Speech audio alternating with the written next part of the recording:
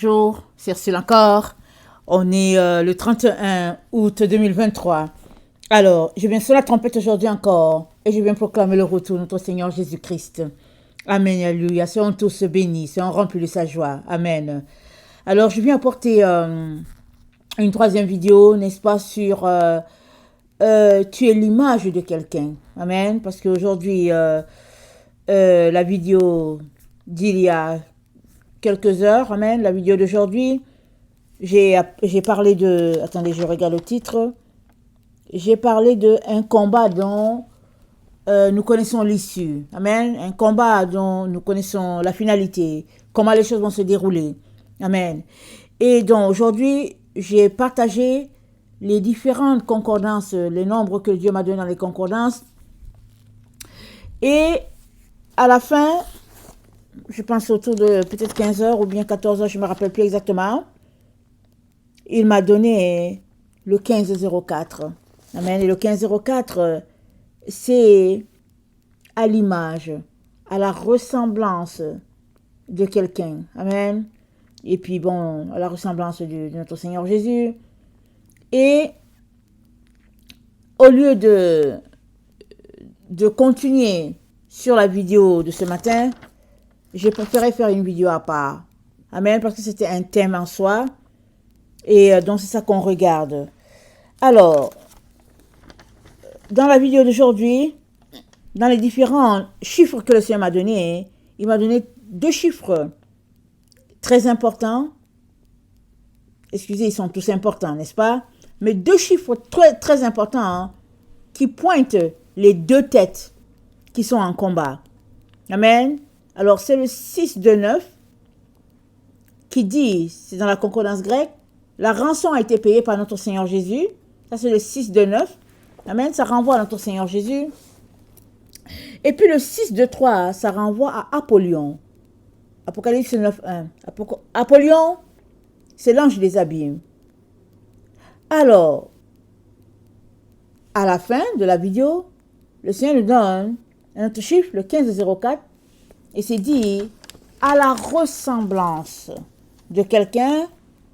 Et ici donc, on va se retrouver à être soit à la ressemblance de notre Seigneur Jésus-Christ, amen, soit à la ressemblance de l'ennemi, et ce qui nous connecte directement à Apollyon.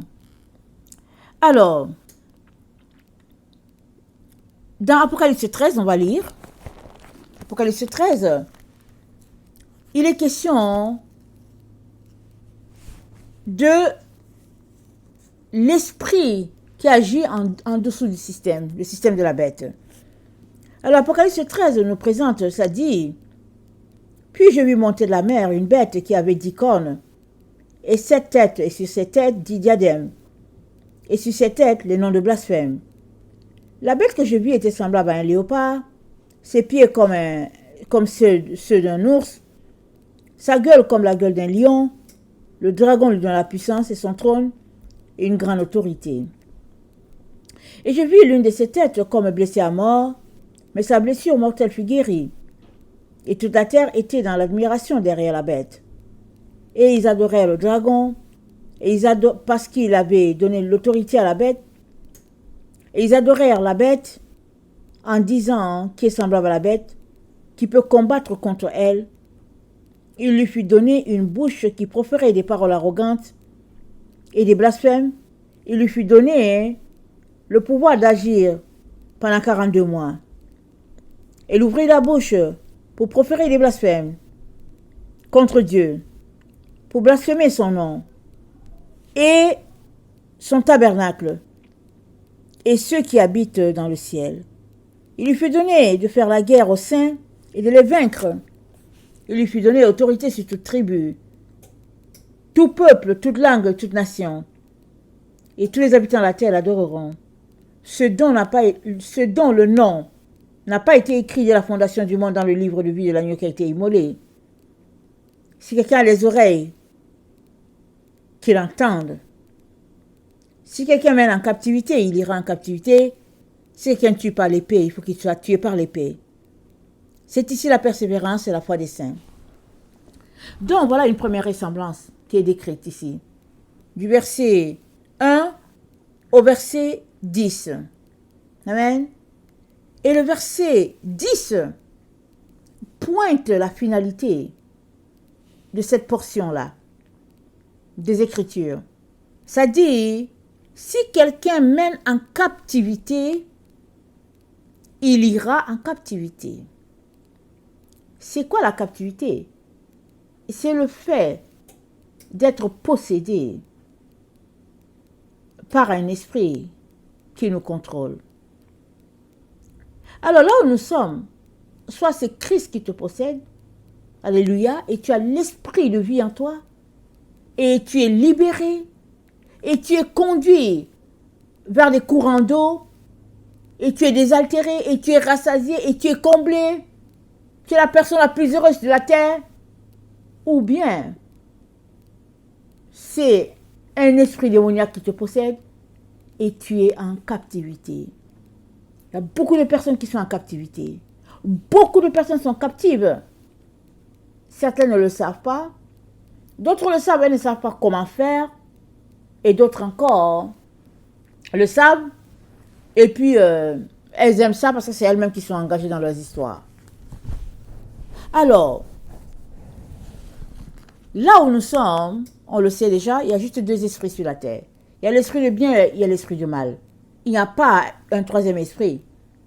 Il n'y a que l'être humain pour régler ses problèmes qui a essayé de trouver le milieu en créant un équilibre entre le bien et le mal pour sa propre satisfaction. Et ça, c'est une voie que Dieu n'a jamais tracée. Voilà pourquoi Dieu demande à tous ceux-là qui sont sur la ligne du milieu, tous ceux-là qui pensent à la zone grise, Dieu leur dit, trouvez rapidement le chemin en direction de la lumière, sinon vous périrez avec ceux qui vont périr, c'est-à-dire avec... vous allez vous retrouver dans le camp de l'ennemi. Et c'est possible, pourvu de faire appel à Dieu et de mettre en place une stratégie de guerre pour pouvoir sortir de ce dans quoi tu es. Rien n'est impossible, pourvu qu'on le veuille, et Dieu est celui-là qui délivre. Amen. Alors, maintenant, la captivité, elle peut être très profonde. Il y a des gens qui sont dans une telle captivité qu'ils ne peuvent plus en sortir.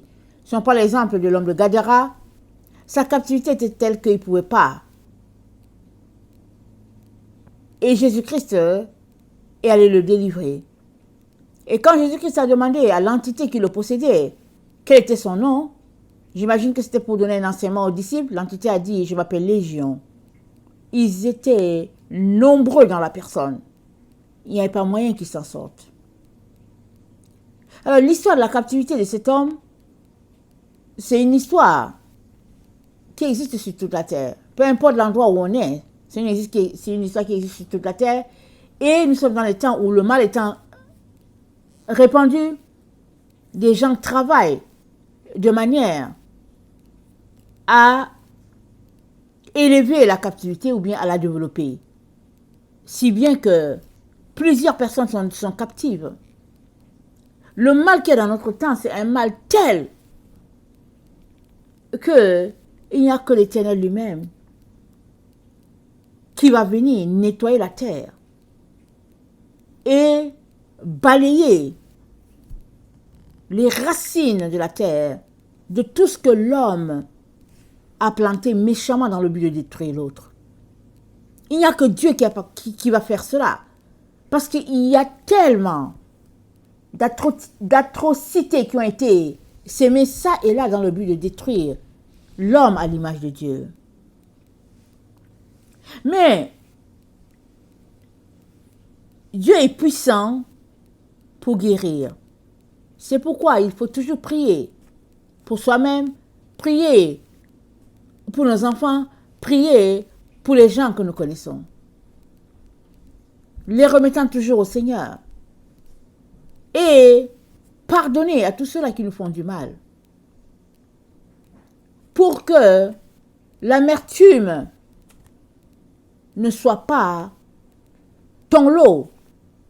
Parce que le mal est tel que les gens prennent plaisir à faire du mal, ils prennent plaisir à envoyer les autres en captivité. Pourquoi? Il n'y a que Dieu qui peut dire en profondeur ce qui se passe. Et ce n'est pas une histoire de notre temps seulement. Si nous lisons Ézéchiel 13, Amen, voilà ce que notre Dieu dit, parlant à tous ceux-là qui conduisent les autres en captivité. Ézéchiel 13, le verset 17, Dieu dit, « Et toi, fils de l'homme, porte tes regards sur les filles de ton peuple, qui prophétisent selon leur propre cœur, et prophétisent contre elles. Tu diras ainsi par le Seigneur l'Éternel, malheur à celles qui fabriquent des coussinets pour toutes les aisselles, et qui font des voiles pour la tête des gens de leur taille, gens de toute taille, afin de surprendre les âmes. Pensez-vous surprendre les âmes de mon peuple et conserver vos propres âmes? Vous me déshonorez auprès de mon peuple pour des poignées d'orge et des morceaux de pain, en tuant des âmes qui ne doivent pas mourir et en faisant vivre des âmes qui ne doivent pas vivre, trompant ainsi mon peuple qui écoute le mensonge. C'est pourquoi ainsi parle le Seigneur l'Éternel.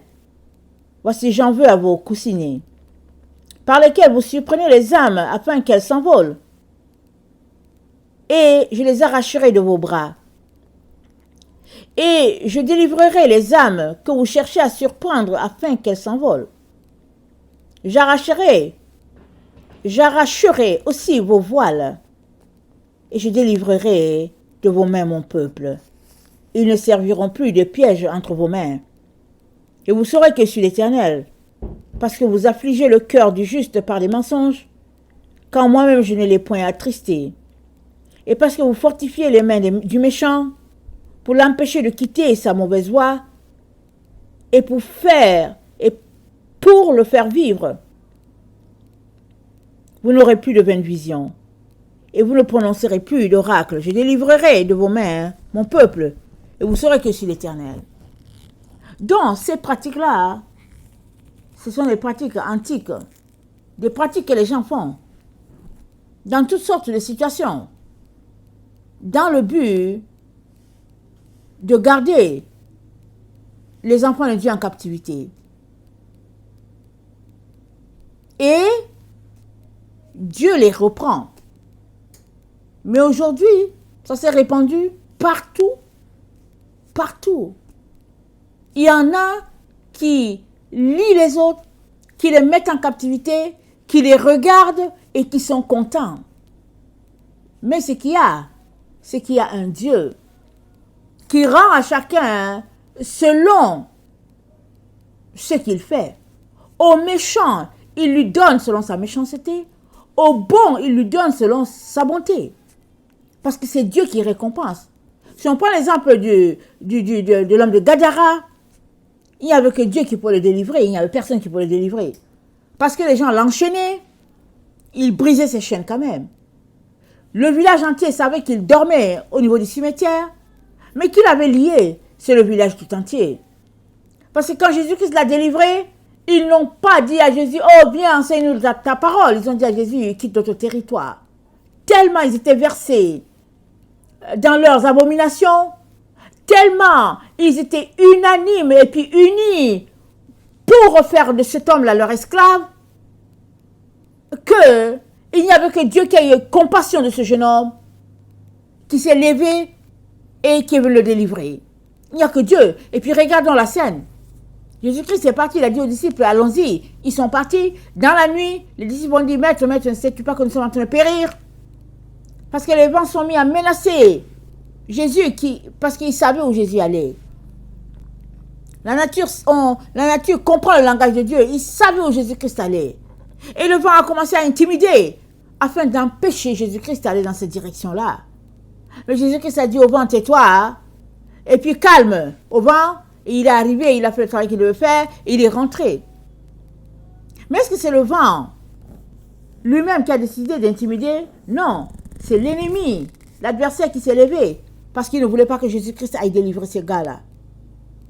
Alors, nous sommes à la ressemblance de qui nous servons. Nous sommes à la ressemblance de la personne avec qui nous passons le plus de temps. Alors, il y en a qui sont à la ressemblance de la personne qu'elles aiment. C'est-à-dire, tu aimes ton Dieu, tu prends le temps avec lui, tu as sa ressemblance. Tu aimes l'adversaire, tu prends le temps avec lui, tu as sa ressemblance. Mais il y a des gens, hein, ils n'ont pas eu le temps de se mettre à ressembler à la personne qu'elles veulent, que quelqu'un d'autre les a déjà donné à la ressemblance de l'adversaire. Il y a ça. Alors pour eux, Dieu parle, il dit, je vais les venger. Sinon, tout un chacun ressemble à la personne avec qui il passe plus de temps. Si tu passes plus de temps avec Jésus, tu vas ressembler à Jésus. Tu vas acquérir sa douceur, sa lumière, sa franchise, son autorité, sa grâce, sa puissance.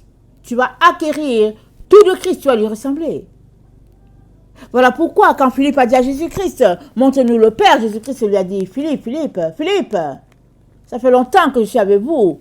Comment me dis-tu, montre-nous le Père? Celui qui m'a vu a vu le Père. Allons-y lire ce passage-là. Jean 14, le verset 8, Philippe lui dit, Seigneur, montre-nous le Père, et cela nous suffit. Jésus lui dit, il y a si longtemps que je suis avec vous, et tu ne m'as pas connu, Philippe. Celui qui m'a vu a vu le Père. Comment dis-tu, montre-nous le Père? Ne crois-tu pas que je suis dans le Père, et que le Père est en moi? Les paroles que je vous dis, je ne les dis pas de moi-même. Et le Père qui demeure en moi, c'est lui qui fait les œuvres. Croyez-moi, je suis dans le Père, et le Père est en moi. Croyez du moins à cause de ses œuvres. En vérité, je vous le dis. Celui qui croit en moi fera aussi les œuvres que j'ai faites. Il en fera de plus grandes parce que je vais au Père. Amen. Alors, Jésus-Christ dit à Philippe, Philippe, je suis comme le Père. Pourquoi? Il dit que les œuvres qu'il fait, ce n'est pas lui qui les fait. C'est le Père qui les fait en lui. C'est-à-dire, il ressemblait point pour point à son Père. Il faisait ce qu'il voyait son Père faire. Il avait une telle relation que il ne faisait rien sans que son Père lui ait demandé la permission. C'était la vie qu'il menait sur la terre. Il reflétait le Père. Voilà pourquoi la gloire du Père était en lui. Il passait son temps avec le Père. Il dit, je suis venu faire non ma volonté, mais la volonté de celui qui m'a envoyé. Alors, la première image d'Apocalypse 13, Amen, c'est de 1 à 10, ou bien lui, de 1 à 10, c'est l'image de l'entité qui agit en dessous du système. Et cette entité n'est autre que l'adversaire lui-même. Et ça décrit les différentes têtes qui travaillent de manière à faire fonctionner la quatrième bête de Daniel. Maintenant, dans Apocalypse 11 jusqu'à 17, ça parle d'une seconde bête qui est l'image de la première bête. C'est la seconde bête, elle agit, elle fonctionne comme la première bête fonctionnait. À la seule différence que elle regroupe le clergé et le corps médical. Amen. Elle regroupe ça. Pourquoi? C'est la bête avec deux petites cornes, comme un agneau, mais qui parle comme un dragon. C'est-à-dire, les hommes de ces deux milieux-là ont été convaincus à s'identifier à la bête. Ils sont devenus son image, son reflet. Et même, ce qui confirme cela, c'est que dans Apocalypse 13, le verset 15 c'est dit, il lui fut donné d'animer l'image de la bête afin que l'image de la bête parlât et qu'elle fit que tout ce qui n'adorait pas l'image de la bête était tué. Donc, les gens se transformaient à la ressemblance de la bête. Comment? En l'adorant.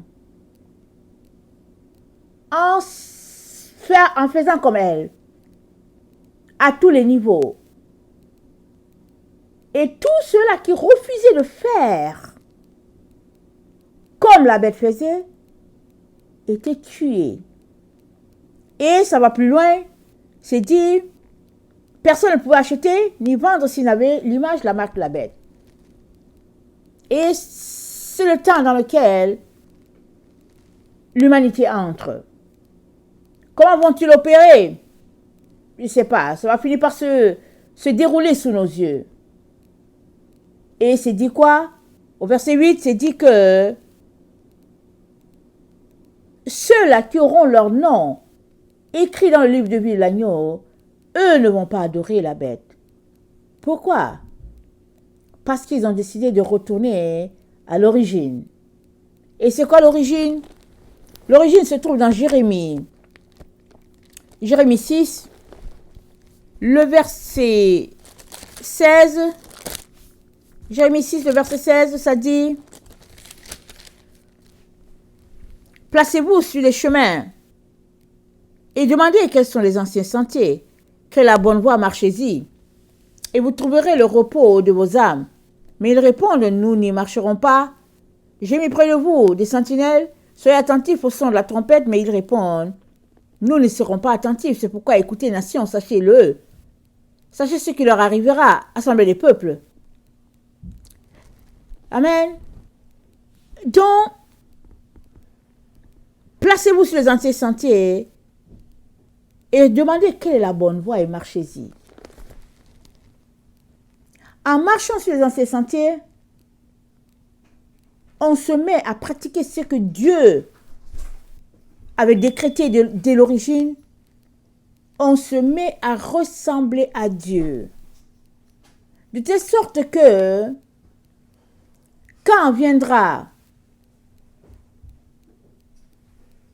leur loi de dire à tout le monde de ressembler à la bête, il y en a qui vont refuser de ressembler à la bête. Ils vont faire comme Shadrach, Meshach et Abednego.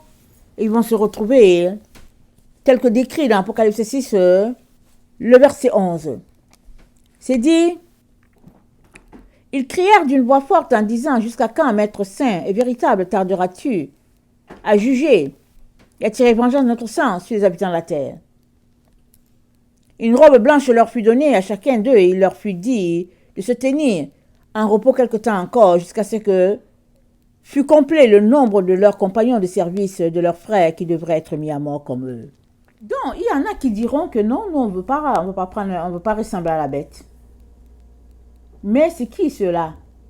C'est ceux-là qui soit ne sont pas pris à temps pour ressembler à Christ, ou bien c'est ceux-là qui, au fait, finalement, se sont rendus compte que, hey, tiens, on est à la fin, et qui disent non, moi je ne veux pas, je veux appartenir à Christ. Et ils vont se retrouver à être des martyrs pour Christ.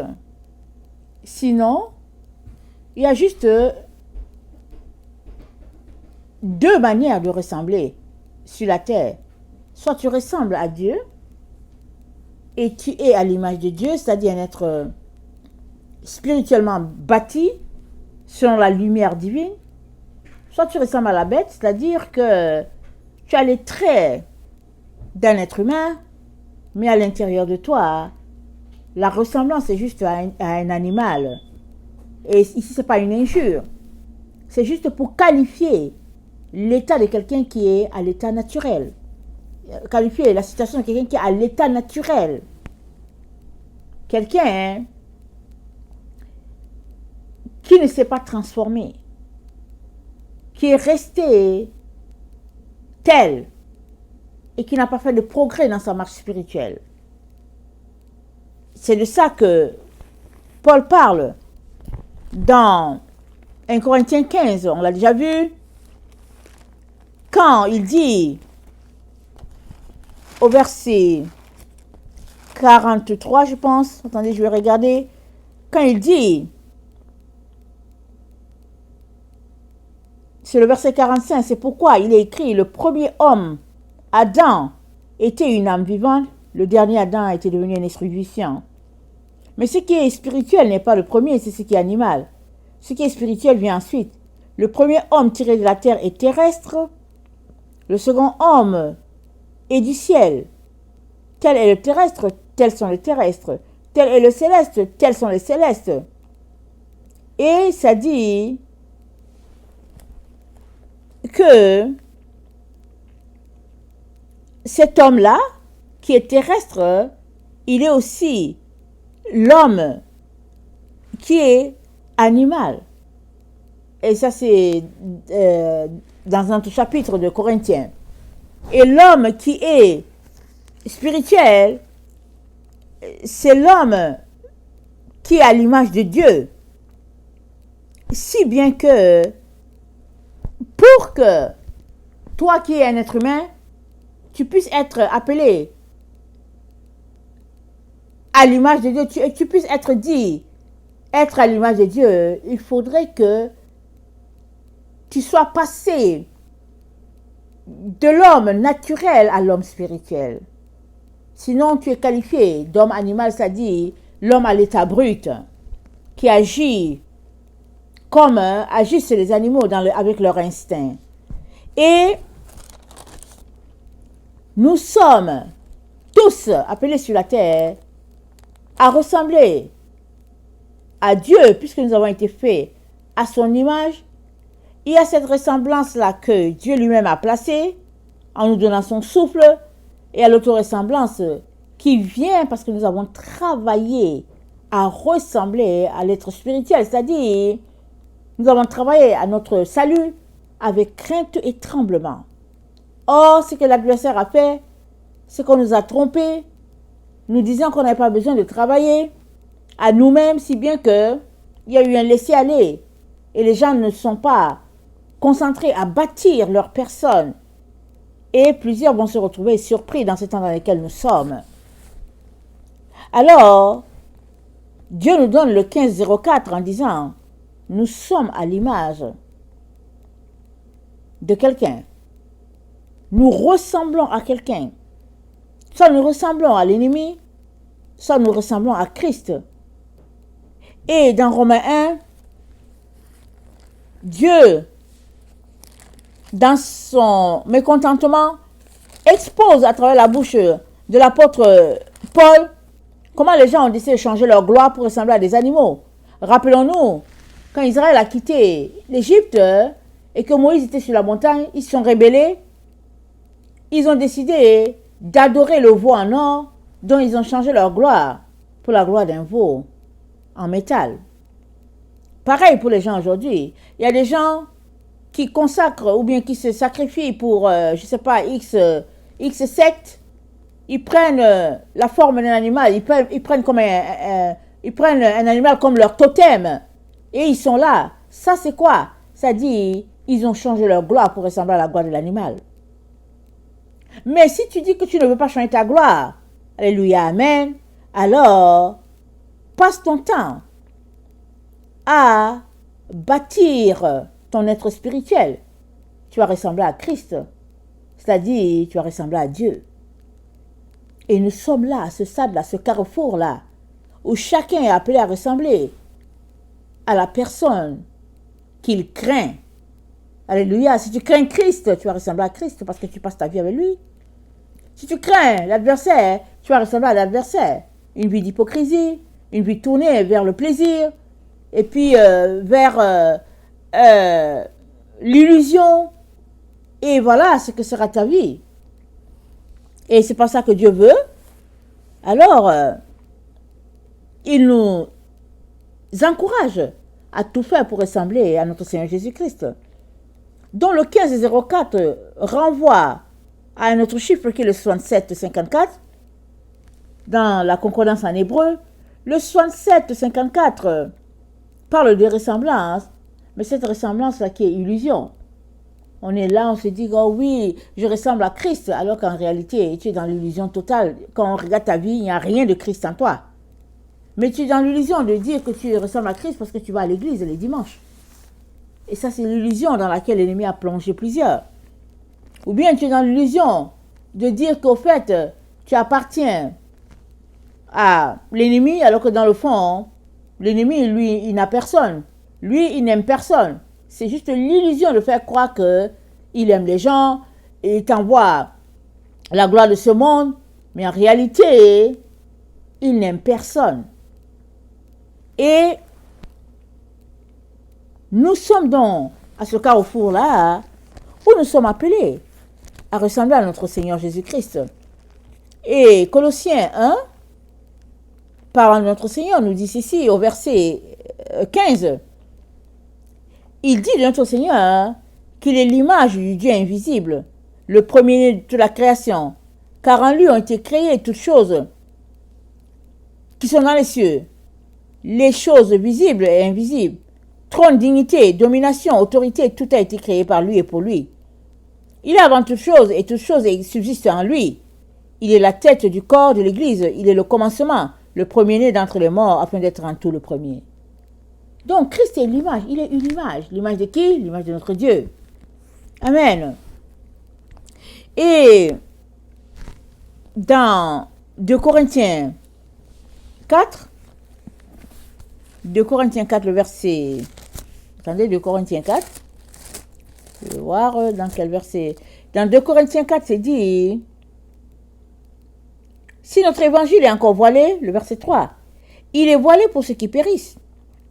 Pour les incrédules dont le Dieu de ce siècle a voilé l'intelligence, afin qu'ils ne visent pas briller, la splendeur de l'évangile de la gloire de Christ qui est l'image de Dieu. Donc, l'évangile, c'est l'image de Dieu. Ça veut dire quoi? Si tu passes ton temps à étudier l'évangile, les évangiles, à les mettre en pratique, alors tu as fini par ressembler à Dieu. Ça dit quoi? L'évangile, c'est Christ. Tu as dit tu vas ressembler à Christ, ipso facto, tu vas ressembler à Dieu. Amen. Alors,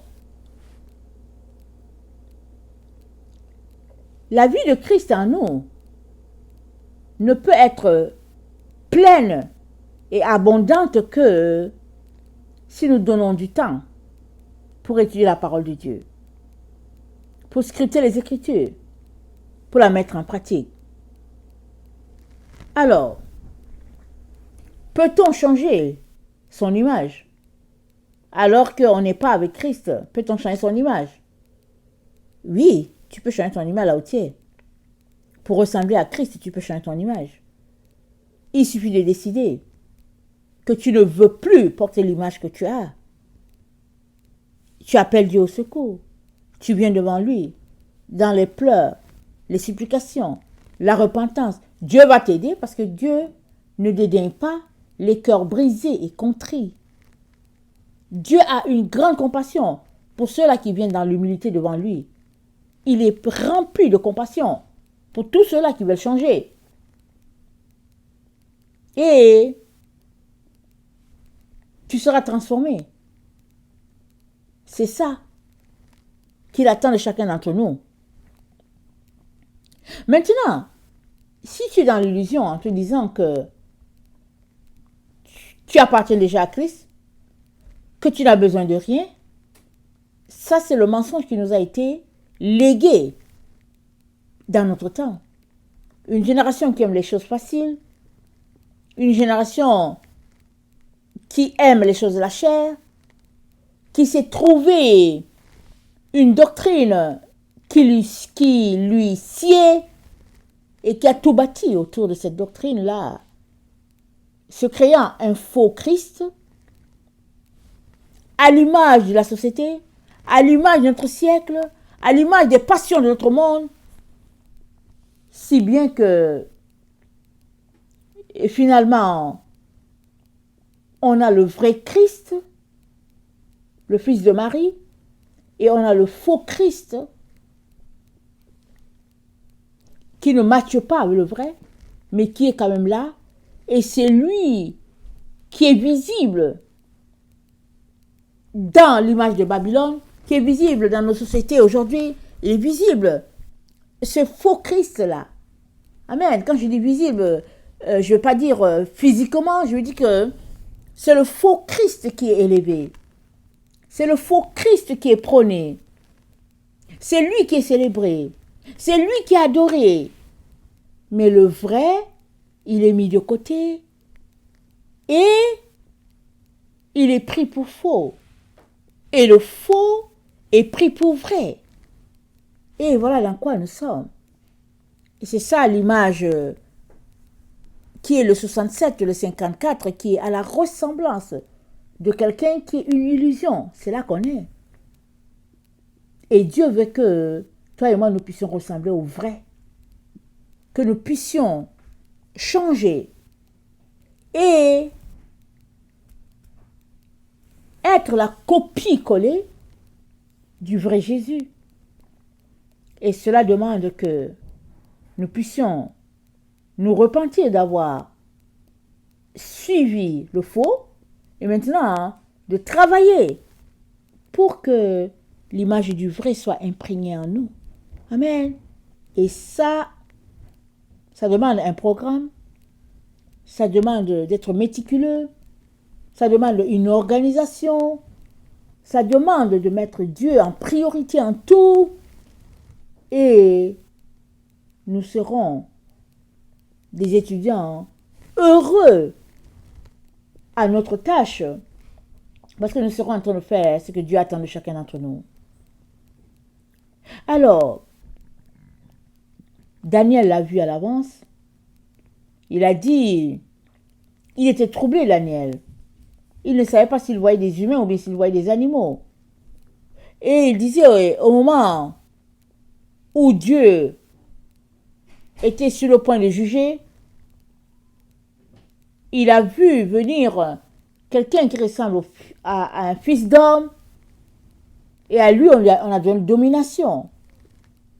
Et l'autre, qui était un animal, qui était sur le point de mettre la main sur le contrôle, sur la terre, pardon, celui-là a été livré aux flammes éternelles à cause du jugement de Dieu. Donc, il n'y a que Dieu qui va trancher. Dans tout ce que l'homme est en train de préparer en catimini, il n'y a que Dieu qui va trancher. Mais avant que toutes ces choses-là puissent se défiler sous nos yeux, il est important qu'on donne notre vie au Seigneur, qu'on s'attende à lui, qu'on le supplie de nous aider à aller jusqu'au bout et d'être victorieux dans notre marche de sainteté et de transformation. Alors je vais terminer en lisant ce passage de Daniel et que Dieu vraiment nous donne tous à être à nos affaires, en train de travailler d'arrache-pied à notre salut. Alors, Daniel 7, le verset 23, il me parla ainsi, le quatrième animal, c'est un quatrième royaume. Il existera sur la terre, différent de tous les royaumes, qui dévorera toute la terre, la foulera et la brisera. Les 10 cornes sont 10 rois qui s'élèveront de ce royaume. Un autre s'élèvera après eux. Il sera différent des premiers. Il abaissera 3 rois. Il prononcera des paroles contre le Très-Haut. Il opprimera les saints du Très-Haut. Il espérera changer les temps et la loi. Et les saints seront livrés entre ses mains pendant un temps, des temps et la moitié d'un temps. Puis viendra le jugement. Et on lui ôtera sa domination qui sera détruite et anéantie pour jamais. Le règne, la domination et la grandeur de tous les royaumes qui sont sous les cieux seront donnés au peuple des saints du Très-Haut. Son règne est un règne éternel et tous les dominateurs le serviront et lui obéiront. Amen. Voilà comment finira le règne de l'être humain, écrasant quelqu'un qui est comme lui. Amen. Et de la terre disparaîtra toutes ces images forgées par-ci, par-là. Il restera juste des êtres humains à l'image de Dieu, tel qu'il l'a créé, tel qu'il l'a conçu. Dieu veut que ce soit ton cas. Voilà pourquoi aujourd'hui encore il t'invite à changer tes voies, à ressembler à Dieu, à renoncer à la voie de l'ennemi et à dépendre totalement au Saint-Esprit. Pratique la dépendance au Saint-Esprit. Et ta vie sera tout simplement conforme à celle de Dieu et tu seras la photocopie de Jésus, c'est-à-dire l'image de Christ. Que le Seigneur bénisse sa parole. Maranatha, Jésus revient. Amen et alléluia. Soyons tous bénis. Amen. Amen.